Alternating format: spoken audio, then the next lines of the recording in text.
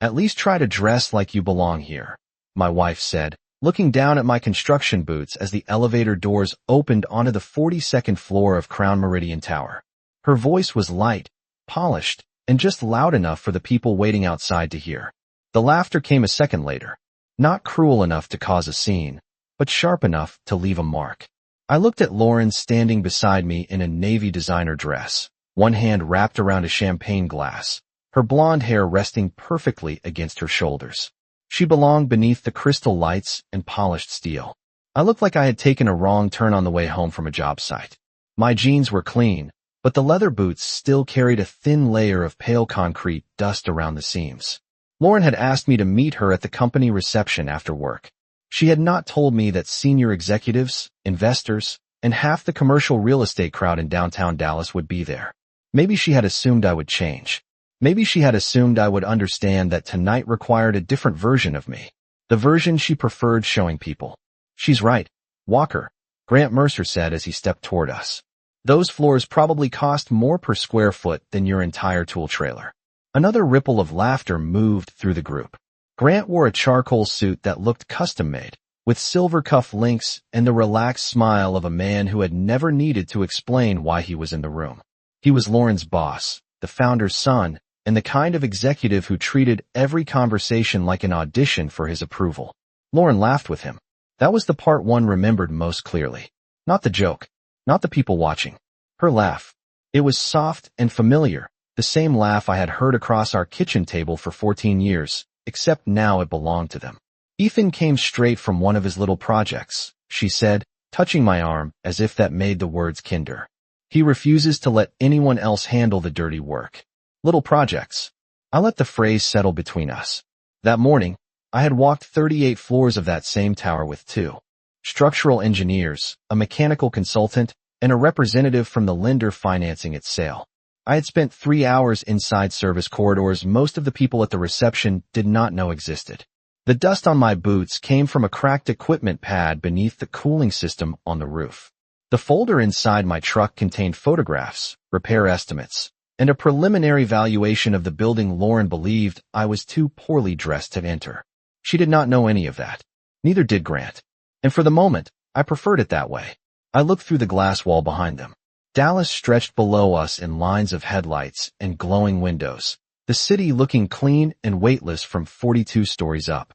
Buildings always looked simple from a distance. Glass, steel, light.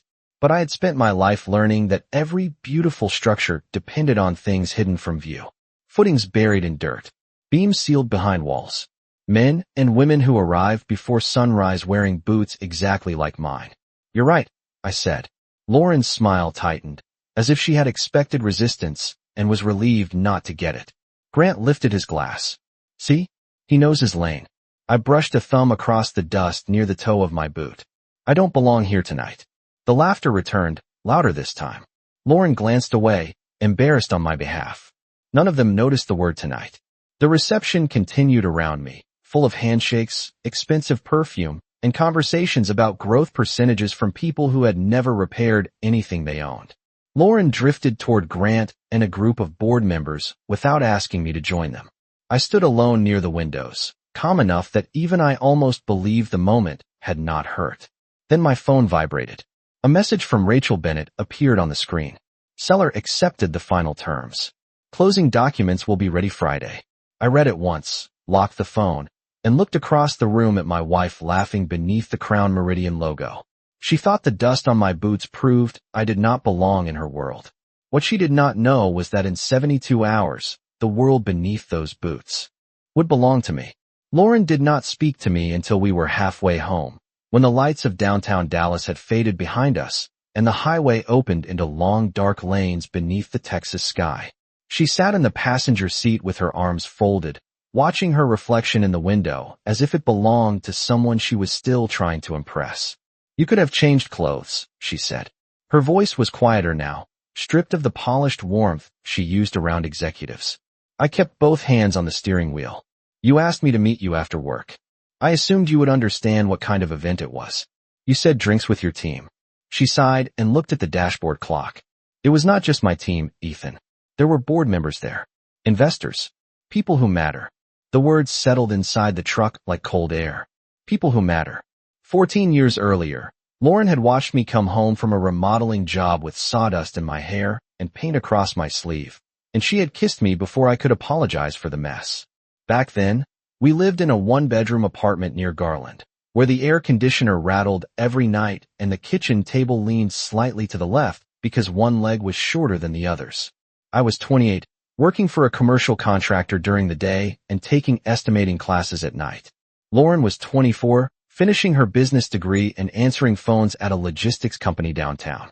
We had very little money, but we had plans large enough to fill every room. On Friday nights, we spread construction bids and college notes across that crooked table, sharing takeout and talking about the future as if it were a property we had already purchased. She used to circle errors in my proposals with a red pen. I used to quiz her before exams. When I landed my first independent renovation contract, she built the invoice template on our old laptop and stayed awake until midnight helping me enter material costs. When she earned her first promotion, I drove across town with flowers resting on the passenger seat and waited outside her office in boots that looked almost identical to the one she laughed at that night. She had run out of the building and wrapped her arms around me without checking who was watching. I remembered that woman clearly. That was what made the woman beside me feel so far away. Our ambitions had once moved in the same direction. Mine took shape in concrete, payroll, permits, and long mornings before sunrise. Hers rose through conference rooms, performance reviews, and carefully managed relationships. Neither path was better. I had always believed that. But somewhere between her first executive title and her corner office at Mercer Atlantic, Lauren began measuring success by how far it stood from the ground. The higher she climbed, the more she seemed embarrassed by the dirt on my hands. She stopped asking about my projects unless she wanted to know when I would be home. She introduced me as someone who worked construction, as though Walker Development were a weekend crew operating from my garage. She never mentioned the apartment complexes we restored, the warehouses we converted, or the medical office complex outside Plano that had doubled in value after we completed it. At first, I told myself she was simplifying things for people outside the industry. Later, I realized she had simplified me inside her own mind.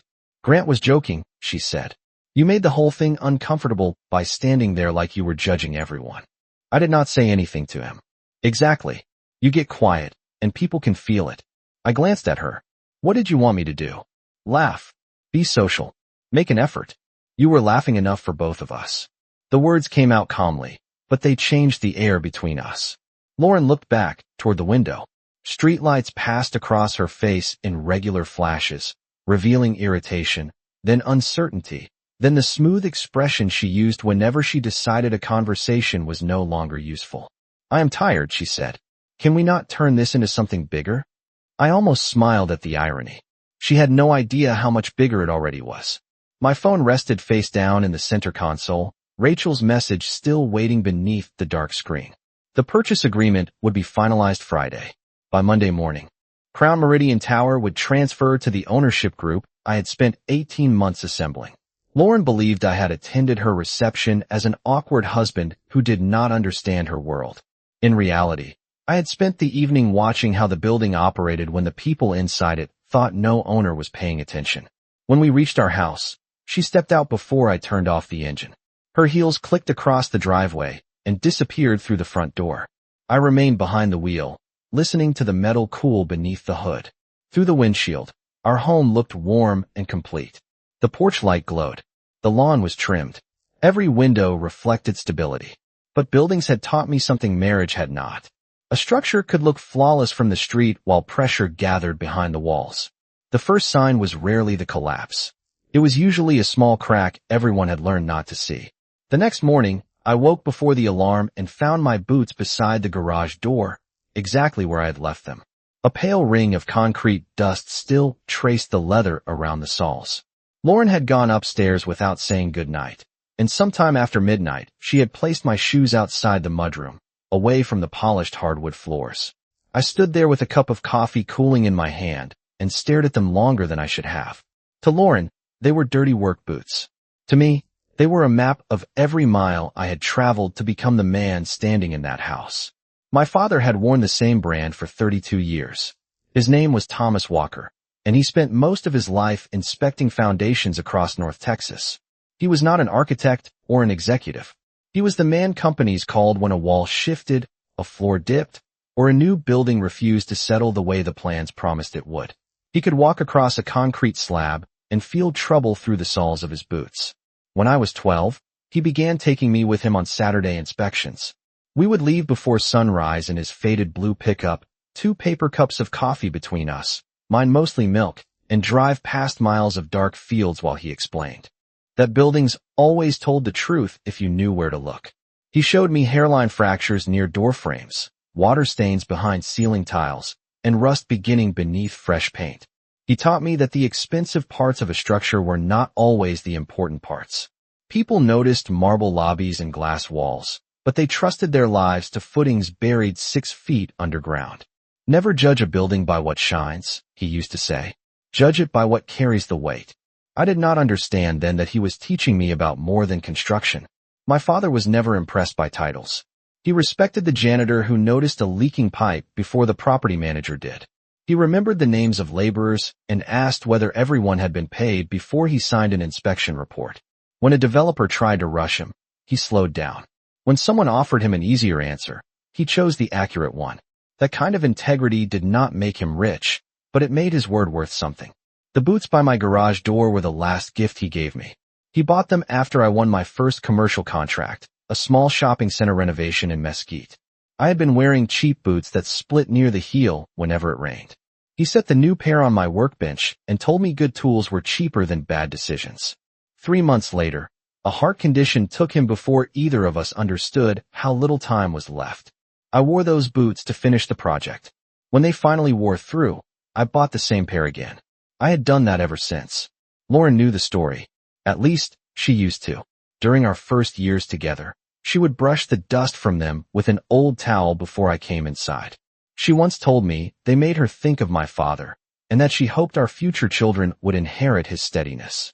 We never had those children. At first, we blamed timing. Then work. Then the distance that grew so gradually neither of us wanted to name it. I set down my coffee and pulled on the boots. The leather folded around my ankles in familiar lines. Outside, dawn was turning the sky over Dallas from gray to pale gold. I drove north to a redevelopment site where one of our crews was converting an abandoned warehouse into medical offices. Samuel Brooks was waiting near the loading dock with a rolled set of plans beneath his arm. He was 59, broad-shouldered, silver-haired, and still arrived before everyone else. He had worked beside my father for almost 20 years before becoming my first project manager. Samuel looked down at my boots, then at my face. "Long night?" he asked. "Company reception." That explains the expression. Not the dust. I told him what Lauren had said. Not every word. Just enough. Samuel listened without interrupting, the way men do when they understand that advice given too quickly is usually more about the speaker than the problem. Then he studied the warehouse rising behind us. "Your father once walked off a $20,000 inspection because a developer told him to wear clean shoes for the photographs," he said. I smiled despite myself. "I remember." "Then you also remember what he said." I did. "A man who worries more about the photograph than the foundation eventually loses both." My phone rang before I could answer. Rachel's name appeared on the screen. I stepped away from the crew and accepted the call. Her voice was calm, but I heard the tension beneath it. The seller had disclosed a new maintenance report from Crown Meridian. Several invoices did not match the repair records, and 3 vendor contracts had been approved through Mercer Atlantic's operations office. One of the signatures belonged to Lauren. I looked down at the concrete dust on my boots. For the first time since the reception, the laughter no longer felt like the most important thing that had happened in that tower. Rachel sent the maintenance records before I left the warehouse, and I opened them inside my truck while the morning sun climbed over the rooftops. The documents were ordinary at first glance. Air handling repairs, water intrusion reports, elevator service, electrical upgrades, and emergency labor charges spread across 18 months. Then the numbers began repeating. Different vendors had submitted invoices for the same work. Repairs listed as completed appeared again. Weeks later under new descriptions. 3 approvals carried Lauren's electronic signature, each attached to a recommendation from Grant Mercer. I wanted to believe she had signed without understanding what she was authorizing. That possibility did not comfort me as much as it should have. Carelessness could damage people just as thoroughly as intention. Rachel arranged access to the tower that afternoon so Samuel and I could inspect several mechanical levels before the closing documents were finalized. We arrived shortly after 3, both wearing work clothes and carrying equipment cases. The lobby looked different without champagne glasses and evening light. Sun poured through the 40-foot glass walls, turning the marble floor into a mirror. Office workers crossed it in polished shoes, moving quickly enough to suggest importance. I had taken 6 steps toward the main elevators when a security guard raised one hand. Contractors use the loading entrance on Commerce Street, he said. His tone was not rude. It was practiced. I reached for the temporary access letter Rachel had sent, but a familiar voice stopped me. Ethan. Lauren stood near the reception desk beside Grant and 2 executives I recognized from the previous night. She wore a cream-colored suit and carried a leather portfolio against her chest. Her surprise lasted only a second before concern replaced it. Not concern for why I was there. Concern that people had seen me. What are you doing here? She asked.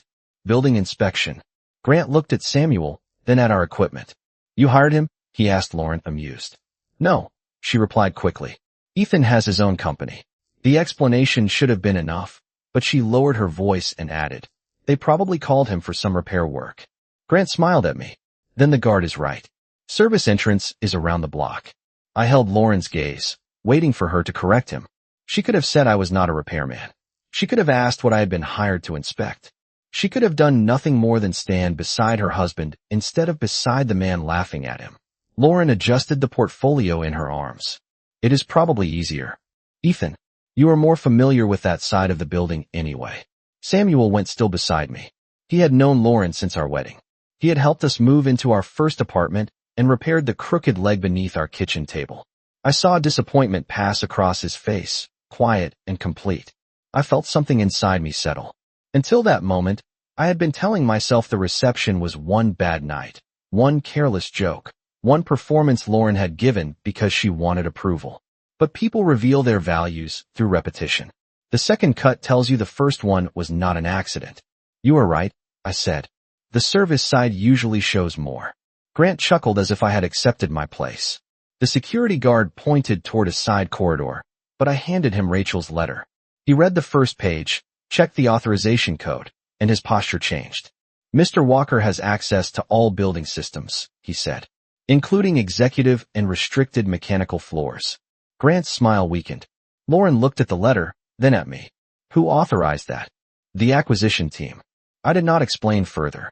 I turned toward the elevators with Samuel, and the guard used his key card to call a secured car. As the doors began closing, Grant stepped forward. What acquisition team? I met his eyes through the narrowing space. The one checking whether this place is worth what people claim. The door sealed before he could respond. The elevator rose without music, carrying Samuel and me above the lobby in silence. At the 36th floor, he finally spoke. That woman at your wedding would have walked through a loading dock with you and laughed about it. I know. Where did she go? The floor numbers glowed above us, climbing one by one. I think she kept trading pieces of herself for rooms she wanted to enter. The elevator stopped at the 39th floor. Behind the mechanical door, the air smelled of dust, warm metal, and standing water. We found a leaking valve above a newly painted wall, a temporary pump listed on invoices as a permanent replacement, and inspection tags copied from equipment installed in another property. Samuel photographed everything while I compared serial numbers with the reports. The deeper we went, the clearer the pattern became. Someone had been billing Crown Meridian for repairs that had never happened, and Mercer Atlantic had helped approve the payments. Near the cooling controls, Samuel found a vendor label partly hidden beneath fresh tape. I recognized the company name from Lauren's signed documents. Rachel called as I was reading it. Her team had traced the vendor's mailing address to a private office owned by Grant's brother-in-law. I looked through the narrow service window toward downtown Dallas, where glass towers reflected the afternoon sun and concealed everything behind them. Lauren had been ashamed that I understood service entrances. Before the week ended, that knowledge might be the only reason she learned what Grant had led her into. By the time I returned home, Lauren was sitting at the kitchen island with her laptop open and a glass of sparkling water beside her. The house smelled faintly of lemon cleaner, and every surface looked untouched, as if order could keep difficult questions from entering the room. She did not look up when I set my keys on the counter. "Grant said you were inspecting the tower for the acquisition group," she said. "That is right." Her fingers stopped above the keyboard. "Since when does Walker Development inspect office towers for investment firms?" "Since we started doing redevelopment consulting." That answer was true, but incomplete. Lauren finally looked at me. "You never mentioned it." I took a bottle of water from the refrigerator and closed the door slowly. "You never asked." The silence that followed was not angry. It was worse. It was the silence of two people realizing they had been living beside different versions of the same marriage. 18 months earlier, Rachel had called me about Crown Meridian after a regional bank quietly prepared to sell the debt tied to the property. The tower had strong tenants, a valuable location, and enough neglected maintenance to frighten ordinary buyers. To me, it looked familiar, not because of the glass or the address, but because I had built my career around structures people had mistaken for lost causes. I brought in Samuel to evaluate the physical systems, then spent 6 months assembling investors who understood that the real value would come from repairing what others had ignored. We formed Redwood Civic Partners to handle the purchase. The name was deliberate. My father loved red oak trees, and civic buildings had been the first large projects he taught me to inspect. My own name appeared nowhere the public would search. Rachel managed the legal filings. A private equity group from Austin provided part of the capital. Walker Development would oversee the renovation after closing, and I would serve as the operating partner. It was not secrecy for the pleasure of secrecy. Commercial deals fail when too many people learn too much too early. One rumor could push the seller to raise the price, scare tenants into leaving, or give a competing buyer time to interfere.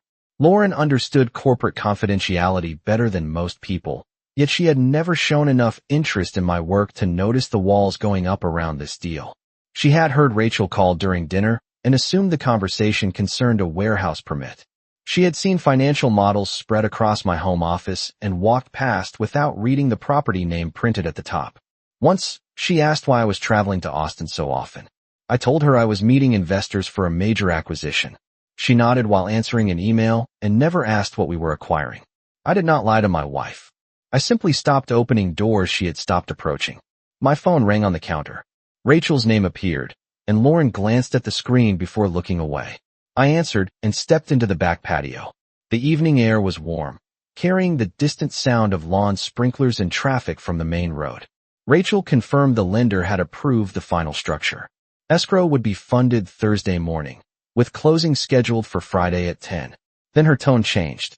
Her team had found 6 more invoices connected to Grant's brother-in-law. The payments totaled more than $400,000, but the supporting work orders were vague, duplicated, or missing. Lauren's approvals appeared on 2 additional files. Does she know the vendor relationship? Rachel asked. I looked through the kitchen window. Lauren sat under the pendant lights, her face lit by the laptop, composed and distant. I do not know. You need to decide whether you are asking her before closing. Would that compromise the review? It could. If she warns Grant, documents may disappear. I watched Lauren close her laptop and press both hands against the counter. For a moment, she looked tired rather than polished, human rather than corporate. I remembered the young woman who once stayed awake helping me calculate material costs because we could not afford accounting software. I wanted to walk inside, place every document in front of her, and ask where that woman had gone. But wanting an answer and being ready to trust it were not the same thing. Continue the review, I said. Do not contact Mercer Atlantic yet.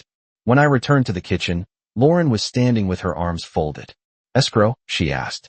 Yes. For a warehouse. I held her gaze. This was the door. She only had to reach for it. No, I said. For something larger.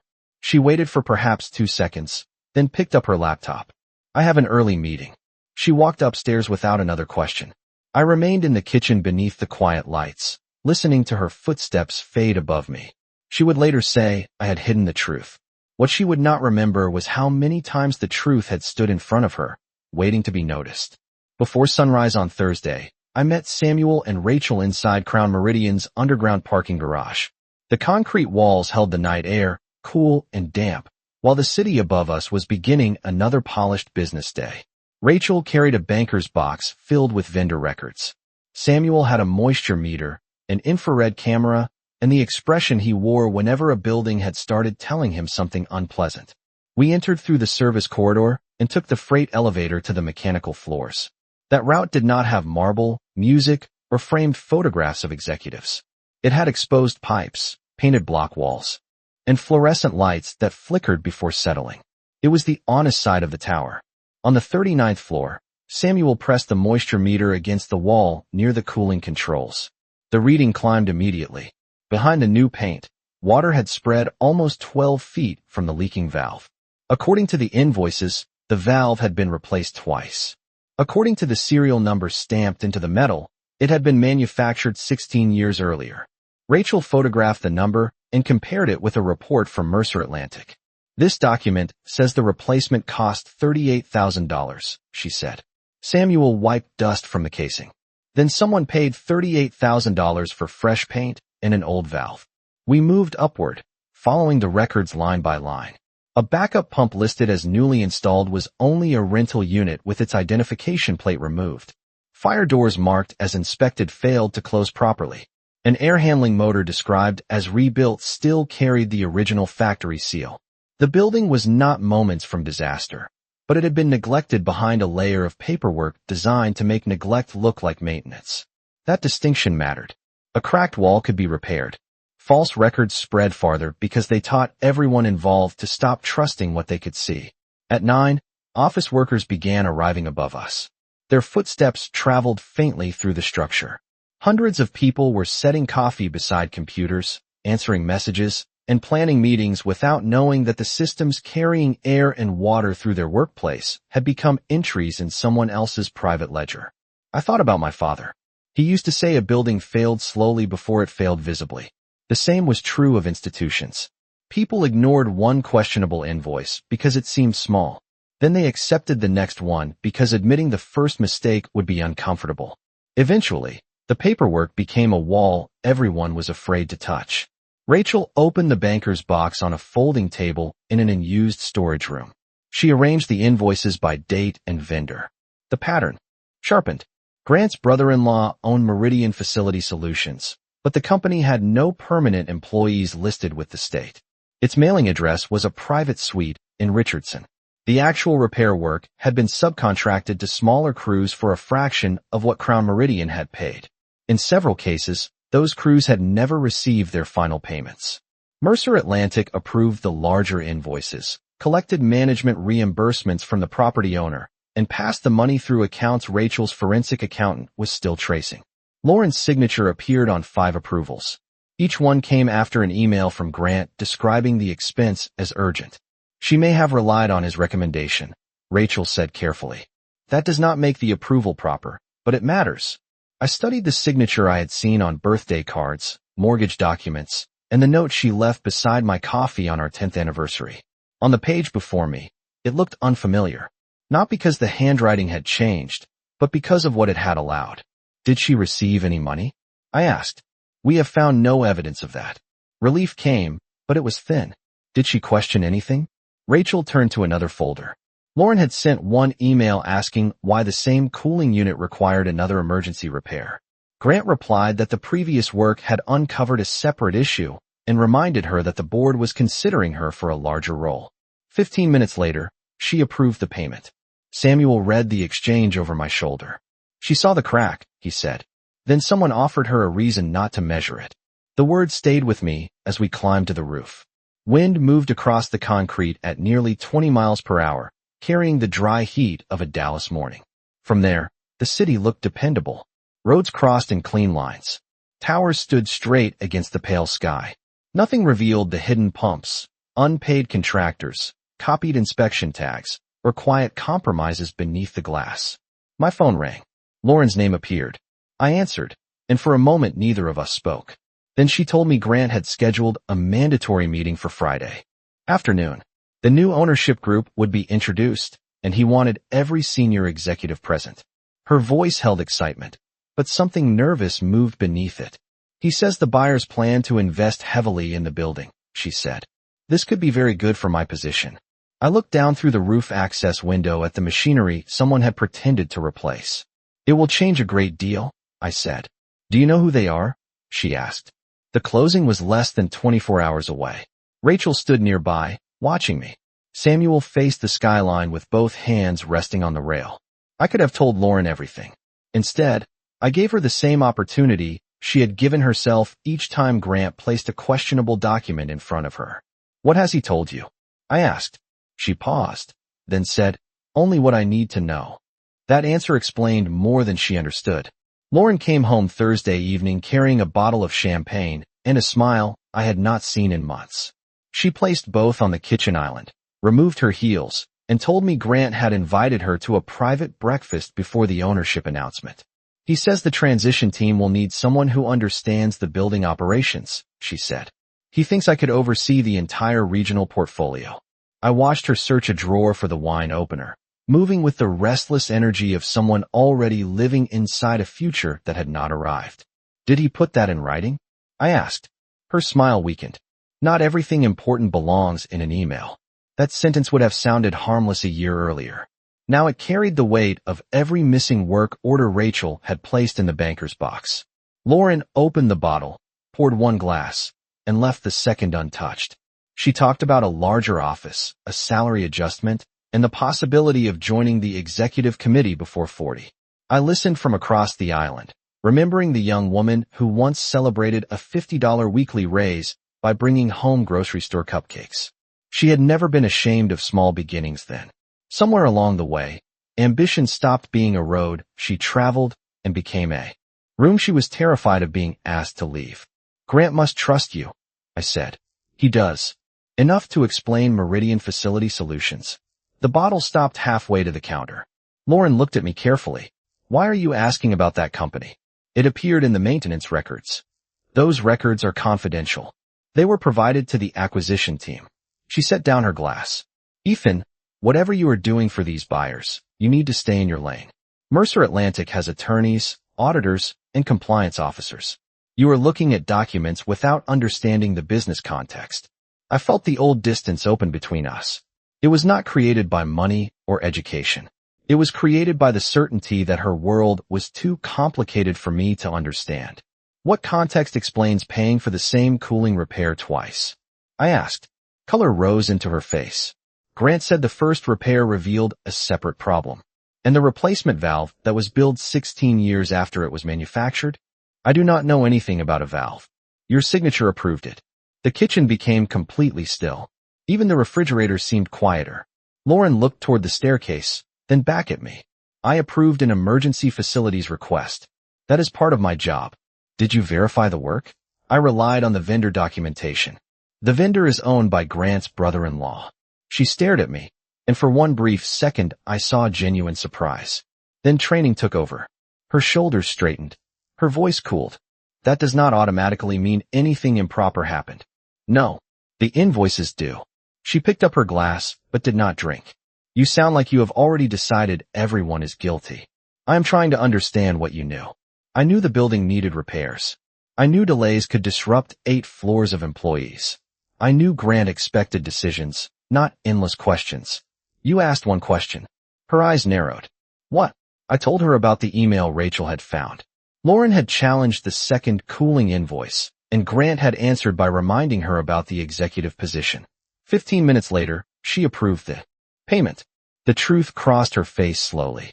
First recognition, then embarrassment. Finally anger at the person who had placed a mirror in front of her. You had no right to read my emails. They were part of the property records. Those messages were taken out of context. Then give me the context. She opened her mouth, but no answer came. The glass in her hand reflected the pendant light, bright and fragile. Grant said the repair was necessary, she finally said. He said questioning every decision made me look unprepared for senior leadership. So you signed. I made a professional judgment. You made the judgment he wanted. Lauren turned away and walked toward the windows. Outside, sprinklers swept across the lawn in measured arcs. You do not understand what it takes for a woman to reach my level, she said. Every hesitation is treated like weakness. Every question is remembered. A signature is remembered too. She faced me again. What do you expect me to do? Accuse my boss the night before the most important announcement of my career? I did not answer immediately. That was the moment I understood she was not asking whether the records were false. She was asking whether the truth could wait until after she received what she wanted. I expect you to stop signing things you do not believe, I said. Her expression hardened. I am not throwing away 15 years of work because my husband found irregular paperwork during an inspection, and I am not ignoring it because my wife wants a promotion. She carried her glass upstairs and closed the bedroom door. I remained in the kitchen beside the unopened second glass while Rachel's warning returned to me. If Lauren alerted Grant, documents could disappear. At 10:43 that night, the security system at Crown Meridian recorded Grant entering the executive records suite. At 10:51, Lauren's access card opened the same door. At 5:20 the next morning, Rachel called and told me the records suite had been opened after hours. I was already dressed, sitting at the kitchen table with untouched coffee while the first gray light pressed against the windows. Lauren had not come downstairs. Her car was in the driveway, but I did not know when she had returned. Rachel explained that Grant entered the suite first and Lauren followed 8 minutes later. The building system showed both cards leaving shortly after midnight. Were any files removed? I asked. We cannot confirm yet. The server registered a large transfer to an external drive, followed by an attempt to delete a vendor archive. I looked toward the staircase. Our house felt too quiet for what those words meant. Did the deletion work? No. The acquisition agreement gave us preservation access at midnight. Our forensic team captured the archive before anyone touched it. For 18 months, I had imagined closing morning as a moment of relief. I expected satisfaction, maybe pride, and the calm that comes when a difficult structure finally stands. Instead, I felt as though I were inspecting a foundation and finding the deepest crack beneath my own feet. Lauren came into the kitchen 10 minutes later wearing yesterday's clothes beneath a long coat. Her hair was pulled back, and the careful confidence she carried into conference rooms was gone. She stopped when she saw me. You were at the tower, I said. She placed her purse on the counter. Grant called after I went upstairs. He said the buyers were misreading the files, and that confidential employee information needed to be separated before the transition. So you helped him. I went there because I wanted to see the records myself. At almost 11 at night, I knew you had already decided not to trust me. Her voice trembled at the edges, but she kept it controlled. I needed to understand what was happening before strangers walked into my office and made me look incompetent. What did Grant ask you to do? She stared at the floor. The answer was already in the silence. He gave me a drive, she said. He told me to copy personnel documents and move them to a protected folder. And the vendor archive? Lauren looked up. I saw him trying to delete it. I told him to stop. Did he? No. I wanted to believe every word. Part of me still searched her face for the woman who had once helped me build invoices at a crooked kitchen table. But trust was not a memory. It was a structure, and ours had been carrying weight on damaged supports for years. Why did your access card stay active until after midnight? I asked. Because I copied the archive before he could erase it. She opened her purse and placed a small silver drive on the counter between us. I took everything. The invoices, emails, payment requests, and vendor approvals. I did not know what else to do. I looked at the drive, but did not touch it. Why did you come home without telling me? Because I was ashamed. Her voice dropped. Not only because I signed the forms. Because when I realized you were right, my first thought was still about my promotion. The honesty landed harder than another denial would have. Lauren pulled out a chair and sat across from me. Grant said you were trying to embarrass me. He said the acquisition team needed someone to blame and that I was convenient. For a few minutes, I believed him because that version hurt less. And then I found an email where he told his brother-in-law to route the approvals through me because I was ambitious enough not to slow things down. The kitchen clock marked each second between us. Grant had not respected her ambition. He had used it as an unlocked door. Rachel arrived shortly after 6 with a forensic specialist. They copied the drive at the dining table while Lauren explained what she had seen. The files did not clear her. They confirmed that she approved payments without proper verification. But they also showed Grant directing the scheme, concealing the family relationship, and using her signature as protection. At 8:30, Rachel asked the question everyone had avoided. Do you still want to close? Walking away would have been simple. The discovery gave us grounds to delay the purchase, renegotiate, or abandon it entirely. My investors would understand. The lender might even prefer it. But Crown Meridian employed dozens of maintenance workers, supported hundreds of tenant employees, and owed money to small contractors who had completed honest work. If we withdrew, Grant would gain time to bury the truth beneath another owner's uncertainty. I thought about my father walking away from a photograph, but never from a building that needed an honest inspection. "We close," I said. Lauren lifted her eyes toward me. "Even after this?" "Especially after this." At 9:55, Rachel and I joined the lender by secure conference call. Documents moved across screens. Signatures appeared where months of work had prepared space for them. At 10:12 on Friday morning, the final transfer cleared. Crown Meridian belonged to Redwood Civic Partners. There was no champagne, no applause. Only Rachel closing her laptop and saying, "It is done." Across the table, Lauren looked at the silver drive that had changed the direction of her life. The ownership announcement was scheduled for 3 that afternoon. Grant still believed he would enter that meeting as the man controlling the room. He did not know the building had changed hands, the archive had survived, or that the person he had spent 2 nights mocking would be the one standing at the front. At 11:30, Lauren went upstairs to change for the ownership announcement. I remained at the dining table with Rachel, reviewing the order of the afternoon meeting and the limits of what we could disclose before the formal audit began. Grant would not be accused in front of the entire company. He would be informed that the new owner had preserved the records, suspended vendor payments, and requested an independent investigation. The evidence would do the speaking. That was the only way I wanted it. I had spent my life repairing damage, not performing it for an audience. When Rachel left, the house became quiet again. I could hear closet doors opening upstairs and the soft movement of hangers across a metal rod. Lauren came down 20 minutes later wearing a dark green dress and carrying 2 pairs of shoes. She placed them near the entryway, then looked at the boots on my feet. "You are wearing those?" she asked. The question came automatically, almost exactly as it would have 2 days earlier. Then she closed her eyes for a moment. "I am sorry. I did not mean that." "Yes, you did," I said. "You just heard it differently this time." She sat on the bottom step with the shoes beside her. Without the office lights and controlled posture, she looked smaller than she had at the reception. Not weak. Simply tired from carrying an image that had finally become heavier than the truth. "Grant told everyone the new investors are traditional," she said. "He said they value presentation and continuity. Grant says whatever protects Grant."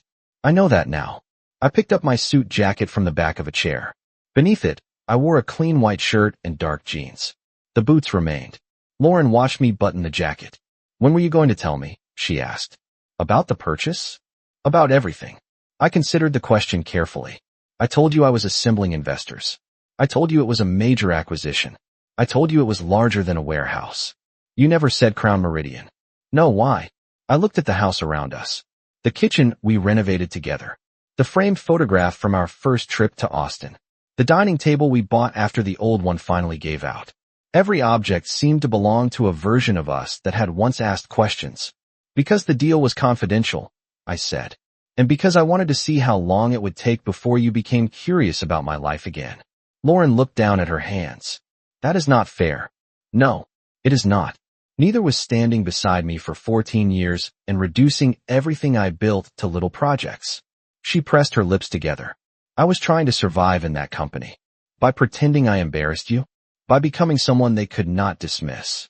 And who did you dismiss to do it?" The question settled between us. Outside, a delivery truck moved slowly along the street, its brakes releasing with a low mechanical sigh. Lauren reached for one of the shoes, then set it down again. "I thought if I reached a certain level, I would finally feel secure," she said. "Every promotion made me feel safer for about a week. Then there was another room, another title, another person who could decide I did not belong. So you started deciding that about me first." Her eyes filled, but her voice stayed steady. "Yes." It was the first answer she had given me all week. Without wrapping it in context, I sat across from her on the bench near the door. "At the meeting today, Grant will try to place the responsibility on you." "I know. The records show that he directed the payments and hid the family connection. They also show that you signed approvals you did not verify. I know that too. I will not protect you from the investigation." She nodded slowly. I am not asking you to. You asked me last night whether I expected you to throw away 15 years of work. The truth is, I do not know what happens to your career after today. Neither do I. She looked toward my boots. But I know what happened to our marriage before today. The honesty did not repair anything. It did something quieter. It cleared the dust from the crack, so neither of us could pretend it was only a shadow. Lauren chose the simpler black shoes and stood. Before opening the door, she turned to me. What will you say when they introduce you? Only what they need to know. And what is that? I adjusted the cuff of my jacket. That the building has a new owner. That every honest employee will be treated fairly. That every contract will be reviewed. And that appearances will no longer be accepted as proof of value. We drove downtown separately. When I entered Crown Meridian through the main lobby shortly before 3, the same security guard who had directed me toward Commerce Street stepped from behind the desk. He glanced at my boots, then at the ownership credentials on his screen. His expression changed, but I gave him a small nod and continued toward the elevators. Respect offered after a title is not the same as respect offered before one. On the 42nd floor, rows of chairs faced a stage beneath the silver Crown Meridian logo. Executives gathered near the windows. Lauren stood alone at the edge of the room. Grant was at the podium, smiling as though the afternoon belonged to him. Then he saw me walk through the doors, and his smile paused for the first time.